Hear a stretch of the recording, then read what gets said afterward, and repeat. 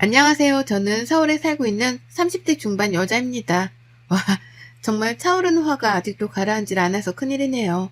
이 화를 이미 친구들이며 가족들이며 모두에게 풀어가며 풀어보려고 했지만 그래도 성에 차질 않아서 이렇게 사연을 들고 유튜브에 나타났습니다. 부디 제 사연이 채택되어 널리 퍼져갔으면 좋겠네요. 저를 이렇게 화나게 만든 사람, 화가 나다 못해 며칠째 가라앉지도 못하게 만든 그 당사자는 바로 다름 아닌 제 시누이랍니다. 제 위로 딱 내세우고 이제 막 형님이라고 부르기 시작한 사람 말이죠. 저는 얼마 전에 결혼식을 치렀습니다. 네, 바로 며칠 전에 결혼식을 치렀죠. 정말 꿈에 그리던 결혼식이었어요. 제가 결혼은 못해 안달인 사람까지는 아니었어도 결혼하게 된다면 꼭 상상했던 것만큼 잘 치러내고 싶었거든요. 대다수의 여성분들이 그렇듯이 말입니다. 간단히 제 소개를 하자면 저는 어릴 적부터 그리 외향적인 사람이 아니었어요. 오히려 내향적인 성격에 가까웠고 그래서 학교 다니며 사귀는 친구들도 소수뿐이었답니다.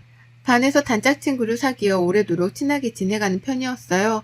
외모에 자신감도 없었고 공부를 그리 잘하지는 못했지만 그래도 타고난 손재주는 있었는지 미대를 졸업하고 지금은 괜찮은 광고회사에서 밥벌이는 잘하고 살고 있습니다. 솔직히 말씀드리면 제 능력으로 번 돈으로 성형수술도 2번 받았고 지금은 자신감까지는 못하더라도 제 얼굴에 만족을 하고 살고 있어요.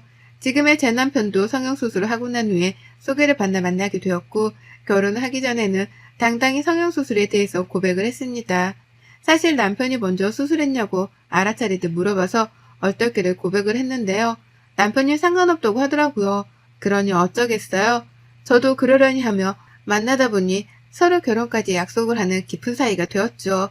앞서 말씀드렸듯이 저는 외향적인 성격이 되지 못했는지라 결혼식 자체에 대한 걱정도 컸습니다. 많이 떨리고 긴장되어 아빠랑 같이 걸어 들어가다가 울기라도 하면 어쩌나 싶어서 말이죠. 하지만 무엇보다도 결혼이라는 식 자체에서 다가오는 설렘이 가장 컸어요. 어릴 적부터 내향적이던 나를 가장 가까이에서 봐주고 인연을 만들어온 친구들을 모두 다 초대할 것이었고 또 워낙 발이 넓은 아빠 때문에 여기저기서 제가 결혼을 한다며 찾아온 친인척들과 지인분들도 많을 것이었거든요. 나를 아는 그 모든 사람들 앞에서 웨딩드레스를 입고 식을 치른다니 상상만 해도 긴장이 되는데 그만큼 설렜습니다.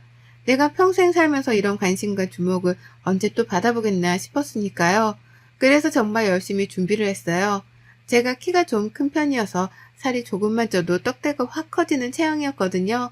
그럼에도 큰 불편함은 느끼지 못해서 지금껏 다이어트라는 걸 해보고 살지도 않았는데요. 결혼을 한다는 이유만으로 잘 보이고 싶고 또 예뻐 보이고 싶은 마음에 열심히 다이어트도 했답니다.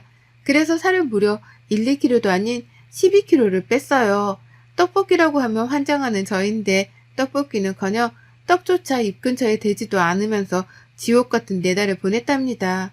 그러면서 드레스도 맞추고 하객들한테 청첩장도 돌리고 직장도 다니고 하여간 제 인생에서 이렇게 열심히 살았던 적이 또 있었나 싶었을 정도로 꽤나 독하고 빠듯하게 살았었어요. 그리고 이런저런 누구보다 가까이에서 지켜보며 제가 바쁜 줄 알던 한 사람이 있었습니다. 바로 이 글의 주인공이던 형님이셨죠. 화나니까 이 글에서는 형님이란 존칭보다는 신우라고 부를게요. 신우는 제 결혼식에 처음부터 당일날까지 관심이 많았어요. 신부가 결혼식에 대해서 신경을 쓰는 정도가 95 정도라면 신우는 99.9에 가까웠을 정도였죠. 남편이랑 제가 둘 다 집이 지방이어서 자취생활을 했습니다. 남편은 직장을 다니며 서울에서 살기 시작했지만 저는 대학 때부터 혼자 살았으니 자취생활이 제법 길었어요. 신우의 경우에는 쭉 지방에 살다가 결혼하며 아주버님을 따라서 서울로 이사와 살게 된 케이스였고요. 남편이랑 본격적으로 집안 인사를 가기도 전에 신우가 저를 보고 싶다며 연락을 해왔어요. 남편을 통해서 말이죠. 같이 서울에서 집 떠나 살고 있고 또 마침 신우가 사는 동네가 제가 자취를 하며 살던 동네랑 가까워서 저도 흔쾌히 만나기로 했답니다.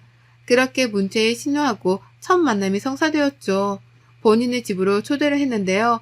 처음 보는 사람을 손님으로 초대한 사람이 집에서 음식을 안 해놓은 거예요. 집은 개판이었고요. 신우가 아들 하나를 키우고 있는데 이런 말을 하면 안 되는 줄 알지만 정말 너무 산만한 아이였습니다. 처음 보는 저한테 반말을 하길래 거기까지는 어린아이 애교겠구나 싶었어요. 근데도 아예 반말이나 산만한 행동에 제지를 안 하더라고요. 저한테 장난이라면서 발길질까지 하던 모습에 놀랐는데 그런 모습에 하지 말라 혼을 내기는커녕 뭐 먹고 싶어? 라면서 얘가 이쁘다고 이마 뽀뽀를 하더라니까요. 그러니 저는 내가 동네북도 아닌데 왜 이런 취급을 받는 건가 싶어서 기분이 별로였고요. 아무튼 그날 저는 신우가 배달시켜주는 음식을 얻어먹었습니다. 그것도 처음에는 저한테 직접 요리를 해보라는 개소리부터 했어요. 자취생활을 오래 한 사람들은 요리 실력이 좋을 수밖에 없다면서 한번 얻어먹어보자는 말을 뻔뻔하게 하더라고요.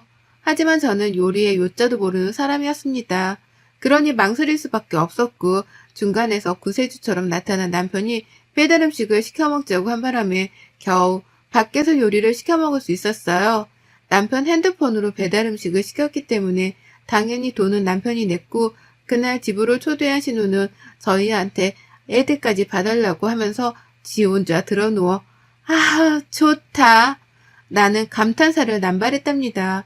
제가 새 식구로 들어올 세 사람인데 제 앞에서 기본적인 예의조차 보이질 않는 신우가 정말 무개념의 끝판왕이구나 싶었죠. 가뜩이나 내성적인 제가 어떻게든 친해져 보려고 무진장 노력을 했는데요. 그런 모습이 보였을 텐데도 신경을 쓰기는커녕 밥조차 해놓지 않은 신우가 처음부터 마음에 안 들 수밖에 없던 이유기도 했고요. 그런 신우하고는 살면서 얼마나 만나겠나 싶었습니다. 사는 동네가 비슷하긴 했으나 저희가 결혼하며 남편과 제 직장 사이로 전세를 잡아 이사를 갈 예정이었기 때문에 더 이상 이웃 사촌이지도 않았죠. 그러니 저는 잠시 신우에 대한 긴장의 끈을 푼 채로 결혼 준비에 다이어트까지 한다고 혼자만의 싸움을 하며 바쁘게 살았네요. 그러다 이 진상 신우가 제 신경을 건드리기 시작했던 건 결혼을 코앞에 둔 때부터였습니다. 지금부터 꼴랑 2주 전부터 말이죠. 중간중간 남편을 통해 또 만나고 싶다고 연락을 취해왔었고 남편한테 아예 제 카톡을 알려달라면서 물어보기도 했어요. 다만 남편은 바로 신우에게 답을 하지 않은 채 저를 거쳐서 꼭 제 의사를 물어봐 줬고 저는 그때마다 나중에 만나겠다며 나중에 알려주겠다며 하면서 대답을 회피했습니다. 첫 만남부터 그리 좋지 않았던 신우인데 저를 또 만나고 카톡까지 알아내서 나눌 대화가 뭐가 있겠나 싶었기 때문이죠. 그래서 더 가까워지는 걸 조금이라도 늦춰보고자 했어요. 적어도 중대한 결혼식을 코앞에 둔 시기까지만이라도 말이죠. 하지만 신우의 연락은 끝도 없었습니다. 데이트를 하고 있다고 하면 바로 남편한테 전화를 해서 옆에 있는 저를 바꿔달라고 보채기까지 했어요. 하루는 너무 희한하게 굴길래 도대체 무슨 용건 때문에 나랑 이리 대화를 하려 하나 싶어서 전화를 바꿔봤어요. 그리고는 잘 지내시냐 물었더니 신우가 그러더라고요. 그렇게 비싸게 굴다가 나중에 큰일 난다 너? 라고요.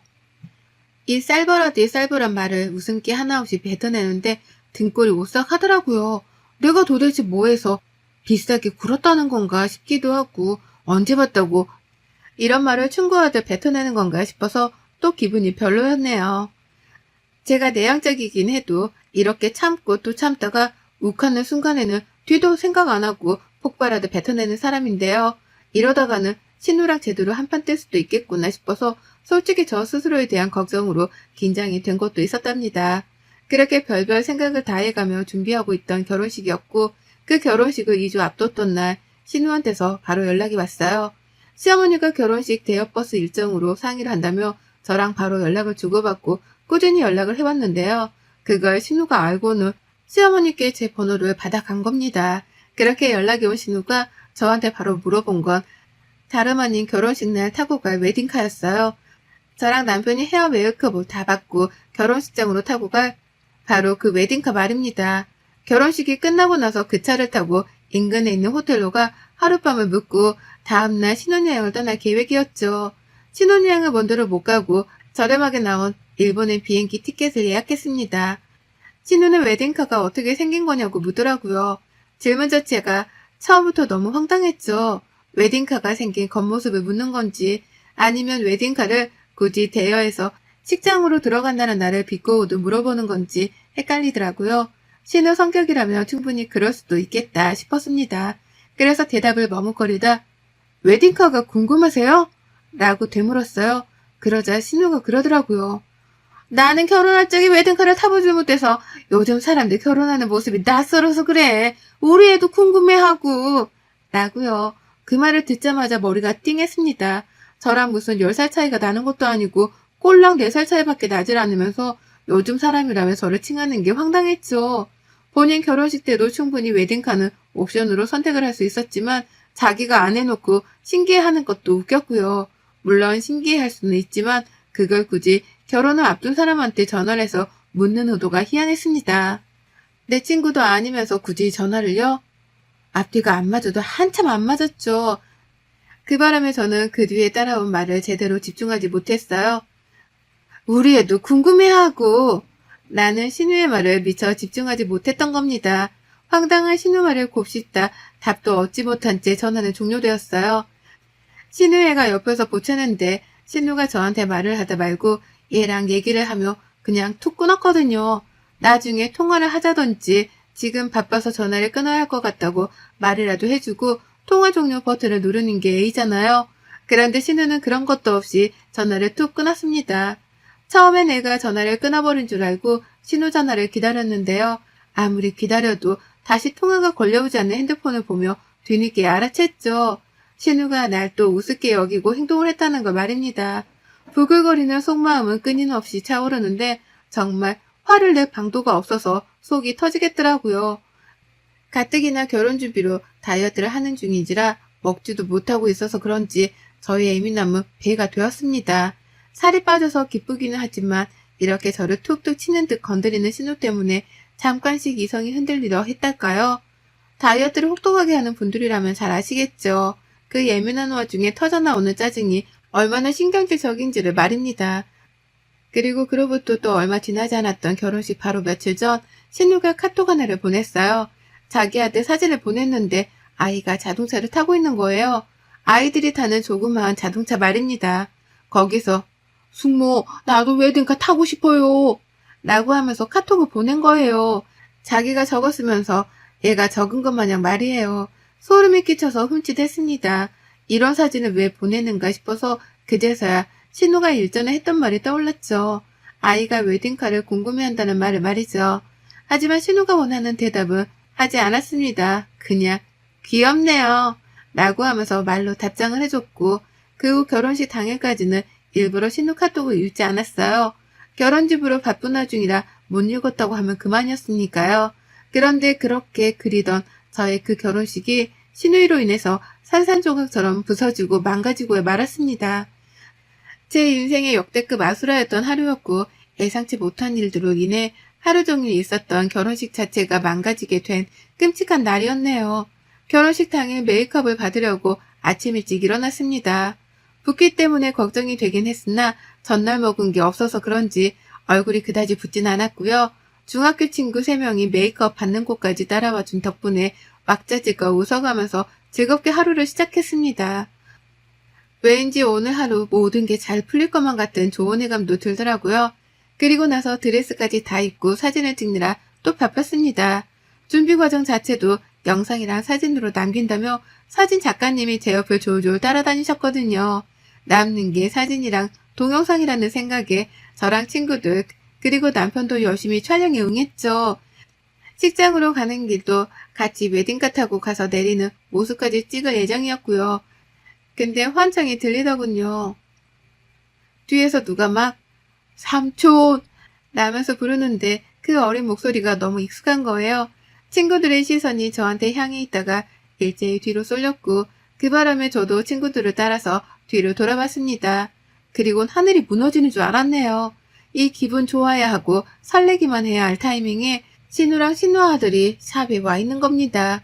그 목소리는 신우 아들이었어요. 삼촌이라고 부르면서 제 남편을 찾길래 남편이 당황하며 어떻게 왔어? 뭐야? 왜 왔어? 라고 몇 번이고 질문을 해댔어요. 남편도 당황했던 거죠. 초대한 적도 없는 누나가 결혼식 주인공들이 가꾸고 있는 샵까지 쫓아왔으니 말입니다. 그리고 그 뒤를 이어서 신우가 무슨 이날의 주인공 마냥 걸어 들어오더라고요. 아유 멋있다. 결혼하는 신랑답네. 라고 하면서 저 멀리서부터 샵이 떠나가라 소리를 지르더니 저를 보고는 친구들까지 보다가 예쁘네 라고만 인색한 칭찬을 하고 말았습니다. 그러면서 남편한테 뭐라 말을 했는데 제가 차마 듣진 못했지만 남편의 표정이 구겨지는 걸 분명 봤었어요. 신우가 남편 성질을 건드리고 있구나 싶어 예감이 안 좋았고 도대체 저 사람이 왜 여기까지 쫓아온 건가 싶어서 속이 답답했죠. 친구들까지 신우용을 봤고요. 신우는 끝까지 저희와 함께했고 샵을 나서는 그 순간에도 저랑 같이 나섰습니다. 옆에서 도와주지도 않고 예쁘다고 계속 칭찬해주는 것도 아니었어요. 그냥 옆에서 저를 따라 나오더라고요. 옆에서 친구들이 드레스를 잡아주고 옆에서 사진 작가님이 촬영을 해주느라 바쁜데 옆에서 그 사진 안에 자신도 나오고 싶은 건지 얘 손을 꼭 잡고선 졸래졸래 따라다녔습니다. 오죽했음 작가님이 조금 비켜달라는 말까지 하셨겠냐고요.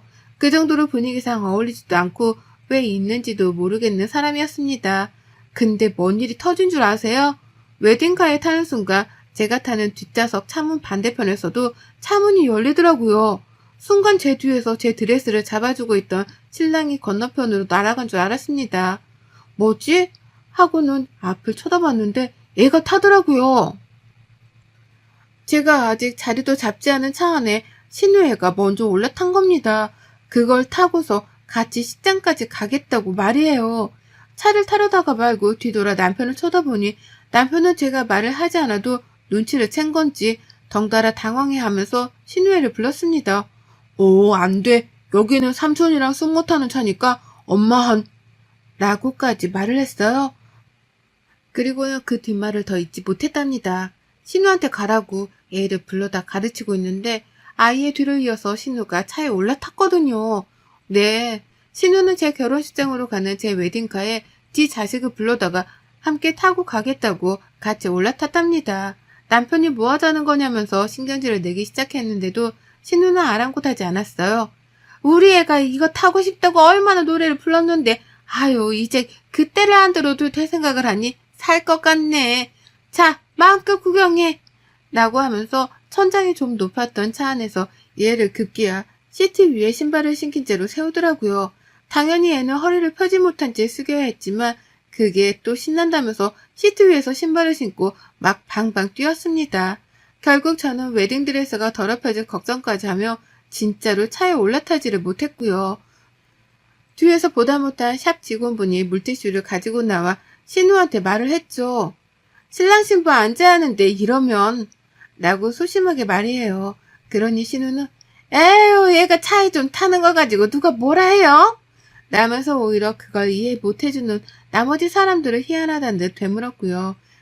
결국 저는 웨딩카에 타긴 탔는데요. 시간이 촉박해서 탔을 뿐 옆에는 신우랑 신우의 반대편에는 신랑까지 더해서 총 4명이서 낑긴 채로 식장을 향했답니다.